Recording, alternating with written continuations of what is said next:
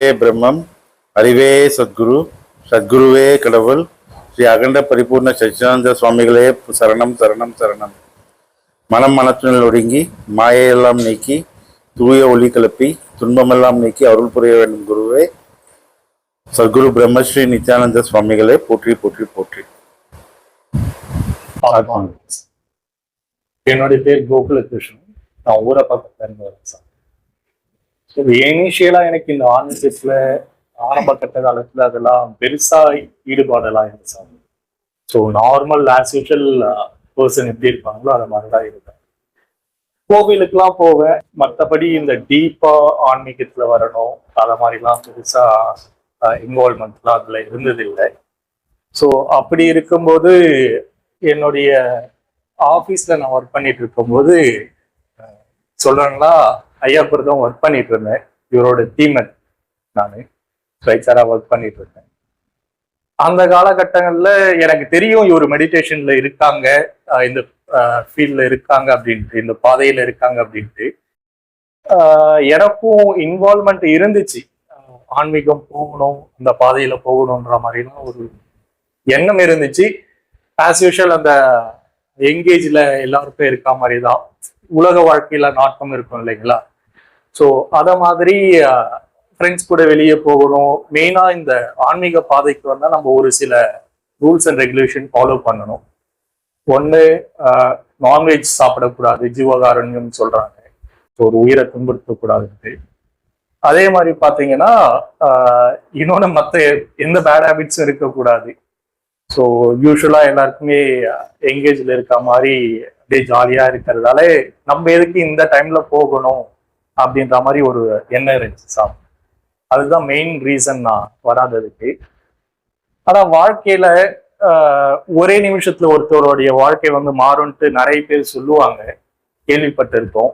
அதுல பெருசா எனக்கு உடன்பாடு இல்லை. என்னுடைய வாழ்க்கையில அது மாதிரி நடந்துச்சு அப்படின்ட்டு பார்க்கும்போது அதெல்லாம் உண்மைதான் அப்படின்ற மாதிரி ஒரு எண்ணம் வருது. எப்படின்னா அதுக்கப்புறம் நான் சாமி கூட தான் ஒர்க் பண்ணிட்டு இருந்தேன். ஒரு கட்டத்துல நானும் வெளியே வந்துட்டேன், அவரும் அந்த ஆஃபீஸ்ல இருந்து வெளியே போயிட்டாங்க. கிட்டத்தட்ட ஒரு 3 to 5 years கேப் இருக்கும்னு நினைக்கிறேன், சரியா சொல்லணும்னா. ஸோ எப்பயாச்சும் ஒரு தடவை ஃபோன் பண்ணுவோம், அபிஷியலா பேசிட்டு இருப்போம், பெருசா ஆன்மீகத்தை பத்தி எல்லாம் பேசிட்டு இருக்க மாட்டோம். அந்த மாதிரி இருக்கும்போது திடீர்னு ஆஃபீஸ்ல ஆன்மீகத்தை பத்தி என்னுடைய கலீக் என் கூட ஒர்க் பண்ணவரு என்கிட்ட கேட்டாரு, இத மாதிரி ஆன்மீகத்துல எனக்கு ஈடுபாடு இருக்கு அப்படின்ட்டு. அதுக்கு முன்னாடி ஐயா கூட வந்து நான் வெளியெல்லாம் போயிருக்கேன் நிறைய. இந்த ஸ்பிரிச்சுவல் ட்ரிப் மாதிரி வெள்ளையங்கிரி, சதுரகிரி இங்கெல்லாம் போவோம். அப்போ வந்து நிறைய பேசிட்டு வருவாங்க இவங்களுடைய ஃப்ரெண்ட்ஸ், ஆக்சுவலா சீடர்கள்லாம். எனக்கு ரொம்ப வியப்பா இருக்கும், ரொம்ப பிரம்மாண்டமா பேசிக்கிட்டு வருவாங்க. இதெல்லாம் உண்மையான்ட்டோ எனக்கு ஒரு டவுட்ஸ் இருக்கும். ஆனா ஐயா உண்மையை தவிர பேச மாட்டாரு. ஸோ அதெல்லாம் நமக்கு அதுக்கும் ரொம்ப பெரிய என்னது, ரொம்ப லாங், ரொம்ப டிஸ்டன்ஸ் அப்படின்ட்டு அதெல்லாம் நமக்கு செட் ஆகாது அப்படின்லாம் இருந்தான் இனிஷியலா. எப்பயாச்சும் பேசுவேன். என்னுடைய ஃப்ரெண்ட் சொல்லியிருந்தேன் இல்லைங்களா, அவருக்கு சொல்லியிருந்தேன், அவர்கிட்ட சொல்ல நான் இது மாதிரி ட்ரிப்லாம் போவோம் வெள்ளையங்கிரிக்கு, ஸோ ஸ்பிரிச்சுவல் ட்ரிப்லாம் போவோம் அப்படின்னு சொல்லிட்டு இருந்தேன். அந்த டைம்ல அதுக்கப்புறம் அவர் வந்து எனக்கு முன்னாடி சாமிக்கு ஃபோன் பண்ணி கேட்டு இவர் சாமி கிட்ட உபதேசம் வாங்கி அவர் ஆக்சுவலா பாடெல்லாம் பண்ண ஸ்டார்ட் பண்ணிட்டாரு. அதுக்கப்புறம் நானும் ஃப்ரெண்டு கிட்ட பெருசா கேட்டுக்கல என்ன பண்றாங்க ஏது பண்றாங்கன்ட்டு. ஒரு நாள் அவரே ஃபோன் பண்ணி திடீர்னு கோகுல் யாரு சாமி அவரு அப்படின்ற மாதிரி கேட்டாரு. சாமிய என்னோட ஃப்ரெண்ட் கேட்டு இருந்தாரு ஆக்சுவலா, யாருங்க அவரு அப்படின்னாரு. ஏங்க என்னங்க ஆச்சு அப்படின்ற மாதிரி கேட்டிருந்தேன் சாமி. ஸோ ஆக்சுவலா அவருடைய லைஃப்ல வந்து பர்சனல் லைஃப்ல ஒரு ப்ராப்ளம் இருந்திருக்கு. சாமி வந்து சென்னையில இருக்காங்க, அவரு பெங்களூர்ல இருக்காங்க. ஸோ உடனே வந்து பாத்தீங்கன்னா அடுத்த செகண்ட்லயே வந்து ஒரு ஐயா சூட்சமத்துல அங்க போயிருக்காங்க. அவருடைய அந்த பர்சனல் லைஃப்ல இருந்த அந்த ப்ராப்ளம்லாம் வந்து சார்ட் அவுட் பண்ணியிருக்காங்க. ஸோ யூஸ்வலா பொதுவா குருக்கள்ன்றவங்க வந்து பாத்தீங்கன்னா இத மாதிரிதான் இப்போ மாடர்ன் டேஸ்ல நிறைய பேர் எல்லாருமே குருக்கள் அப்படின்ட்டு இருக்காங்க. எல்லாமே கமர்ஷியலே ஆயிடுச்சு ஆன்மீகம்ன்றது.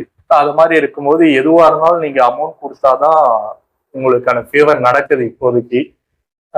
பாடம்ல இருந்து எல்லாமே அப்படி இருக்கும்போது எந்த ஒரு என்ன சொல்றது எதிர்பார்ப்பும் இல்லாம ஒரு சீடருக்காக, அது கூட அவருடைய பர்சனல் லைஃப் இல்ல, அவருக்கு தெரிஞ்ச இடத்துல அப்படின்னும் போது இவரு குருவா இருக்கும்போது நம்ம சீடனுக்கு எதுவும் ப்ராப்ளம் வந்துடக்கூடாது அப்படின்ற காரணத்துக்காக இந்த பாவெல்லாம் சார்ட் அவுட் பண்ணியிருக்காரு.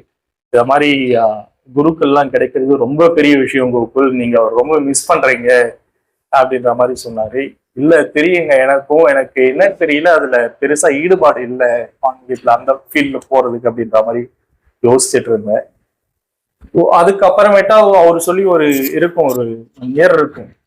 அதுக்கப்புறமேட்டா திடீர்னு என்னுடைய ஆபீஸ்ல நாங்க பேசிட்டு இருக்கும்போது என்னன்னு தெரியல, அந்த ஒரு நிமிஷம் சொன்ன இல்லைங்களா, ஒரு நிமிஷத்துல ஒருத்தரோட லைஃப் எப்படி வேணாலும் மாறுன்ட்டு, அந்த நிமிஷம் தான் நினைக்கிறேன், அந்த செகண்ட் தான். எனக்குள்ள பேசிட்டு இருக்கும்போது ஸ்பிரிச்சுவல் பத்தி பேசிட்டு இருந்தோம் ஆபீஸ்ல. எல்லாருமே எதுவுமே தெரியாத விஷயத்தெல்லாம் பெருசா எனக்கு அது தெரியும் இது தெரியும்ன்ற மாதிரிலாம் சொல்லிட்டு இருந்தாங்க. என்னுடைய குரு அப்படின்ட்டு சாட்சாத் ஒரு கடவுளாவே இருக்காங்க குருக்கள். ஸோ இவ்வளோ பெரிய குரு நம்ம கிட்ட இருக்கும்போது நம்ம இதை மிஸ் பண்றோமோ அப்படின்ற மாதிரி எனக்கு ஒரு கில்ட் இருந்துச்சு. எதுவுமே தெரியாதவங்க எல்லாம் வச்சுட்டு நான் அப்படி இப்படின்லாம் சொல்லிட்டு இருக்காங்க. எல்லாம் அறிந்த ஒருத்தவர் நமக்கு தெரிஞ்சும் நம்ம சரியா யூட்டிலைஸ் பண்ணாம இருக்கோமோ அப்படின்ற மாதிரி ஒரு கில்ட் இருந்து நான் உடனே அப்பயே தோணுச்சு நம்ம போலாமா அப்படின்ட்டு. எனக்குள்ள இன்னும் கொஞ்சம் டவுட்டுமே இருந்துச்சு. நிறைய இந்த ரூல்ஸ் அண்ட் ரெகுலேஷன்லாம் சொல்லியிருந்தா இல்லைங்களா, அதெல்லாம் ஃபாலோ பண்ணணும், நம்மளால முடியுமா, நான்வெஜ் சாப்பிடக்கூடாது, இன்னும் நிறைய மற்றபடி யங்ஸ்டர்லாம் என்னென்னலாம் பண்ணுவாங்களோ அதெல்லாம் பண்ணக்கூடாது.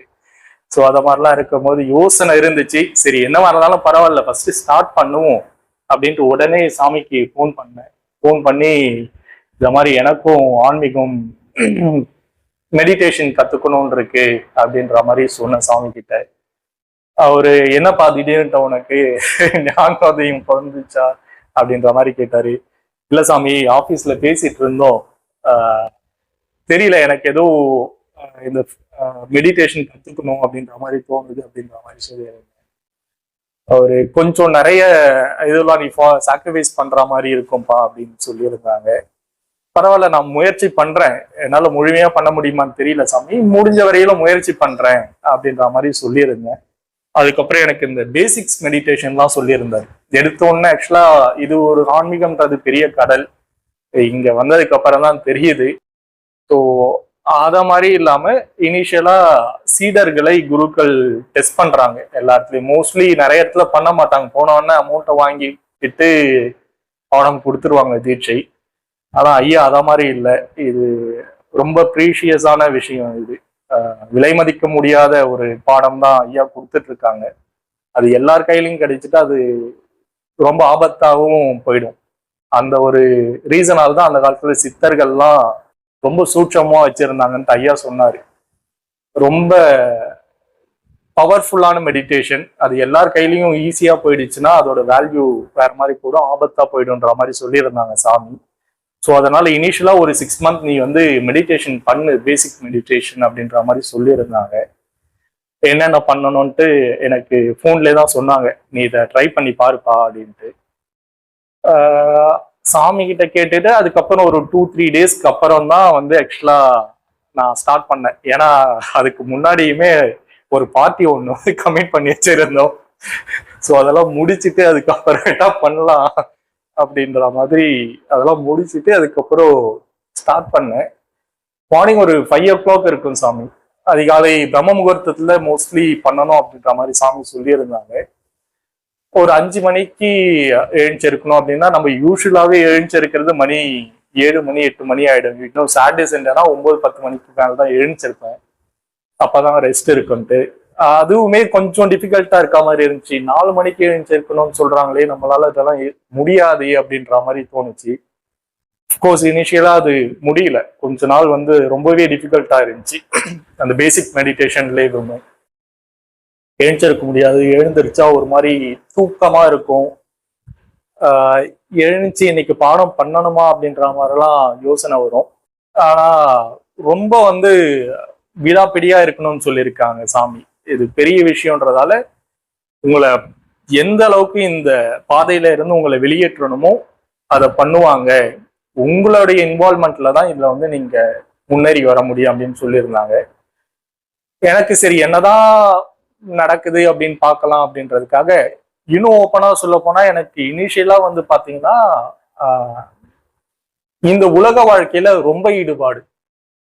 யூஸ்வலா நம்ம யூடியூப்லாம் போன்லாம் பார்த்தாலுமே தெரியும் இல்லைங்களா, எதை திறந்தாலும் உங்களுக்கு இது கிடைக்கணுமா, இந்த மந்திரத்தை சொல்லுங்க, இது கிடைக்கணுமா, இந்த மெடிடேஷன், அதிகாலை 111, 777, 999 அப்படி இப்படின்ட்டு ரொம்ப ஃபேண்டசியா இருக்கும். ரொம்ப மேஜிக் மாதிரி நடக்கும், உங்க வாழ்க்கை மாத்திரும் அப்படி இப்படின்னு. உடனே எனக்கு இனிஷியல் ஸ்டேஜ்ல மெடிடேஷன்லாம் அப்படிதான் நினைச்சேன். நமக்கு இது வேணும், காசு பணம் வேணும்னாக்கா நம்ம இதை பண்ணா கிடைச்சிரும், அதுக்காக தான் மெடிடேஷன் இருக்கு அப்படின்ற மாதிரி ஒரு புரிதல் இருந்துச்சு ஆரம்ப கட்டத்துல. எனக்கு உண்மையை சொல்லலாம், நான் அதுக்காக தான் வந்தேன். நம்ம இருக்க ஃபீல்ட்ல வந்து அடுத்த நிலைக்கு போகணும், காசு பணம் நிறைய சம்பாதிக்கணும், காரு பங்களா அந்த மாதிரிலாம் வாங்கணும் இந்த ஃபீல்ட்ல வந்து அப்படின்ற மாதிரி ஒரு எண்ணம் இருந்துச்சு இனிஷியலா. அப்படிதான் வந்தேன். அதுக்கப்புறம் சாமி வந்து அந்த மெடிடேஷன், பேசிக் மெடிடேஷன்லாம் பண்ண சொன்னாங்க. முதல் நாள் ஒரு 5 மணி போல உட்காந்து இருக்கும் சாமி. காலையில ஒரு 5 மணி இருக்கும், ஆமா கரெக்டா உட்காந்து அந்த பொசிஷன் எல்லாம் சொல்லியிருந்தாங்க. சித்தாசனம் அப்படி உட்காரணும், முத்திரையெல்லாம் சொல்லியிருந்தாங்க. சின்முத்திரை எல்லாம் வச்சு உட்காரணும், எங்க கான்சென்ட்ரேட் பண்ணணும், எப்படி மூச்சை நீங்க விடணும் போகணும் அப்படின்ற மாதிரி சொல்லியிருந்தாங்க. ஸோ அது உட்காந்து பண்ணும்போது இனிஷியலா ஒரு 5 மினிட்ஸ் வந்து மனம் அடங்கவே இல்லை. சுத்தமா நான் உட்காந்துட்டு தான் இருக்கனே தவிர என்னுடைய மனம் எங்கெங்கோ போகுது. அதிகாலையா இருந்தாலுமே நிறைய எங்கெங்கயோ போயிட்டு இருந்துச்சு, மனத்தை கட்டுப்படுத்த முடியல இவரு சொன்ன மாதிரி. அதுக்கப்புறம் கொஞ்சம் ஒரு 20 மினிட்ஸ் போயிருக்கும், என்னன்னு தெரியல. திடீர்னுட்டு என்னமோ எனக்கு இங்க சுடுமுனைன்னு சொல்லுவாங்க. ஸோ அந்த இடத்துல பளீர்னு ஒரு டியூப் லைட் அடிச்சா மாதிரி இருந்துச்சு, லைட் அடிச்சா மாதிரி. டார்க் ரூம் எல்லாம் உட்காந்து பண்ணணும்னு சொல்லிடுறாங்க சாமி மெடிடேஷன். ஸோ இருந்ததுக்கு அப்புறம் திடீர்னு வெளிச்சமா இருக்கவே, யாரோ லைட் போட்டிருப்பாங்களோ, என்னுடைய வைஃப் லைட் போட்டிருப்பாங்களோ அப்படின்ட்டு கண்வீழ்ச்சி பார்க்குறேன். பார்த்தா அவங்க எல்லாமே தூங்கிட்டு இருக்காங்க. அப்புறம் எப்படி ஒளி தெரிஞ்சுது அப்படின்ற மாதிரி இருந்துச்சு. ரொம்ப பிரமிப்பா இருந்துச்சு. இன்னும் நிறைய விஷயங்கள் நடந்தது, அதெல்லாம் இங்க சொல்லலாமான்னு தெரியல.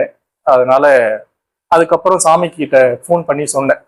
அதுக்கப்புறம் ஒரு சில இன்சிடென்ட்லாம் அனுபவங்கள்லாம் வந்துச்சு. உடனே 5 மணின்றது ஒரு 6 மணிக்கெல்லாமே முடிச்ச உடனே போனை எடுத்து பண்ணிட்டேன், சாமிக்கு பண்ணி இத மாதிரிலாம் வந்துச்சு, எக்ஸ்பீரியன்ஸ் கிடைச்சது எனக்கு அப்படின்னு. ஓ அப்படியா, சரி சரி பண்ணுப்பா அப்படின்ட்டு வேற எதுவுமே சொல்லலை. அதுக்கப்புறம் ஒவ்வொரு நாளா உட்காந்து பண்ணும்போது ரொம்ப பிரமிப்பா இருந்துச்சு. என்னால இதெல்லாம் நமக்குள்ள நடக்குமா, ஒரு நார்மல் பர்சனுக்குள்ள இத மாதிரிலாம் ஒரு விஷயம் இருக்கா அப்படின்ட்டு. இப்போ நார்மலா ஒரு பர்சன் கிட்ட எனக்கு கிடைச்ச அனுபவங்கள்லாம் சொன்னோம்னா உண்மையிலே நம்ப மாட்டாங்க. ஏன்னா நானா இருந்தாலுமே நம்ப மாட்டேன். அது அந்த அளவுக்கு பிரம்மாண்டமா இருந்துச்சு அந்த அனுபவங்கள் எல்லாமே. அப்படி இருக்கும்போது ஒவ்வொரு நாளும் முடிச்ச ஒரு சில அனுபவங்கள்லாம் ரொம்ப பிரம்மாண்டமா இருக்கும். ஸோ அதெல்லாம் சாமி கிட்ட சொல்லுவேன், இத மாதிரி வந்துச்சு. ஓ அப்படியா, சரி சரி பண்ணு பண்ணு அவ்வளவுதான் சொல்லுவாங்க. அப்படியே இது போயிட்டே இருந்துச்சு. ஒரு கட்டத்துக்கு மேல ரொம்ப என்னால தாங்க முடியாத அளவுக்கு வியப்பான அனுபவங்கள்லாம் வந்துச்சு. ஒரு ஆனந்த கூத்தாடுதல் அப்படின்லாம் சொல்லுவாங்க. என்னுடைய லைஃப்ல அந்த மாதிரி ஒரு மகிழ்ச்சியை நான் அனுபவிச்சதே இல்லை. அந்த மாதிரியான ஒரு அனுபவங்கள்லாம் கிடைச்சது. ஸோ அப்படியே போயிட்டு இருக்கும்போது அதுக்கப்புறம் சாமி வந்து எனக்கு உபதேசம் தரன்ட்டு ஒரு 5 மாசத்துக்கு அப்புறம் தான் கொடுத்தாங்க முதல் உபதேசமே. அதுல இருந்து படிப்படியா பண்ணிட்டு வந்துட்டு இருக்கேன். இப்ப நான் 3வது உபதேசம் வாங்கியிருக்கேன் சாமி. இதுல வந்து பாத்தீங்கன்னா எனக்கு இந்த மெடிடேஷன் இந்த பாதையில வர்றதுக்கு முன்னாடியும் இப்பயும் எனக்கு என்ன டிஃப்ரெண்ட் இருக்கு அப்படின்னு பாத்தீங்கன்னா, இதுக்கு முன்னாடி நான் யார் அப்படின்றது இது பெரிய விஷயம். யூஸ்வலா நம்ம யாருக்குள்ளேயும் கேட்டுக்கிறது இல்லை இந்த உலக வாழ்க்கையில. நார்மலா ஒரு பர்சன் கிட்ட போயிட்டு நீ யாருன்னு கேட்டாக்கா அவங்க வந்து அவங்களுடைய பேர், ஊர், இப்ப சொன்ன இல்லைங்களா கோகுல கிருஷ்ணன், நான் இங்க இருந்து வரேன், நான் இந்த பேக்ரவுண்ட், இப்படிதான் சொல்லுமே தவிர உண்மையான நான் யார் என்பது யாருக்கும் தெரியல.